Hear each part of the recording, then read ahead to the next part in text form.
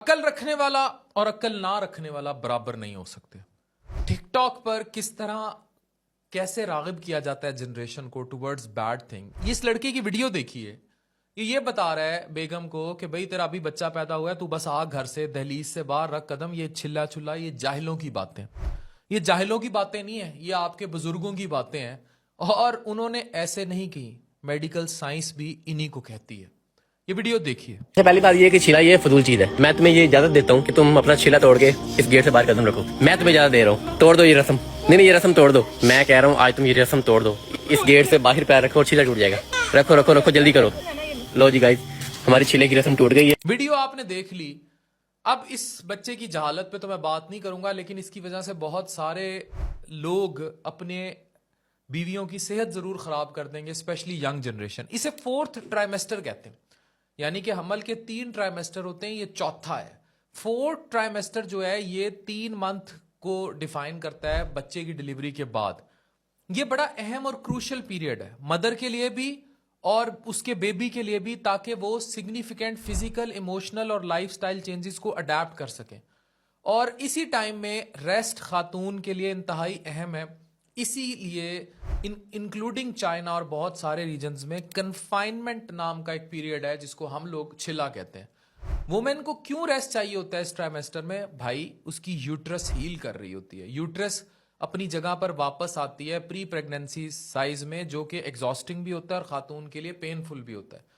अगर C section हुआ है या वैसे वुंड्स हैं, उनको हील करने के लिए भी इतना अरसा कम से कम दरकार है, 40 दिन।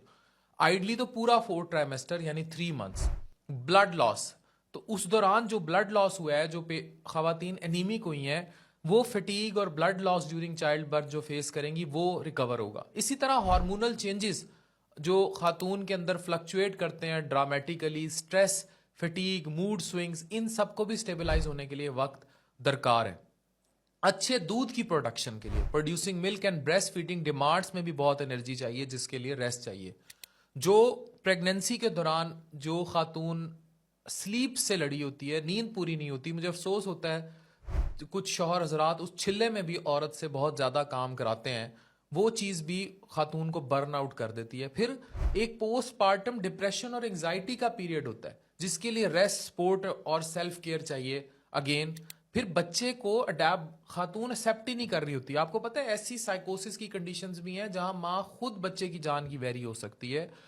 इसलिए focus skin to skin contact. आपने देखा है गोरे क्या काम करते हैं, वो फौरन बच्चा पैदा करके फौरन माँ की छाती पे उसके ला के ब्रेस्ट पे लिटा देते हैं फौरन, ताकि वो कनेक्शन इमोशनल बने और वो माँ फौरन उसके साथ अटैच हो।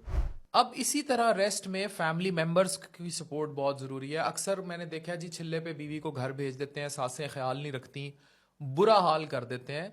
तो ये काम इन्वायरमेंट बनाना, कोई लड़ाई झगड़ा नहीं, उसकी हेल्प करना, शौहरों को उसकी हेल्प करना, ये कल्चरली ट्रेडिशन के तौर पर अडेप्ट अगर हमारे माशरे में है, तो ये south Asian, Chinese and Latin American culture में भी है कि जो कहते हैं कि ये तो लाजमी है 30 से 40 दिन का रेस्ट। ठीक है, इसमें नरिशिंग मील्स, फिजिकल एक्सर्शन उसको कम करना और फैमिली सपोर्ट बहुत इंपॉर्टेंट है। Rest is not a luxury, लेकिन एक नेसेसिटी है in 4th trimester to ensure mothers physical emotional well being which directly benefits the baby. तो हमें इन चीज़ों का ख्याल रखना है और ये चीज़ें बड़ी ज़रूरी हैं बच्चे की सेहत के लिए। और अगर ये नहीं होंगी तो बच्चा अपनी सेहत खो देगा, माँ अपनी सेहत खो देगी। ये जैसे अब वीडियो में ये साहब गाइड कर रहे थे कि छिल्ले के दौरान भी बाहर घूमो फिरो, तो ये 4th ट्राइमेस्टर का कॉन्सेप्ट किताबें देती हैं, या आपके बड़े बुजुर्गों की कोई दकियानूसी सोच नहीं है। It is all medically proven. तो प्लीज़ वो बांटें नॉलेज जो बांटना चाहिए, जहालत के पीछे ना चलें। डॉक्टर अफान कैसर साइनिंग ऑफ।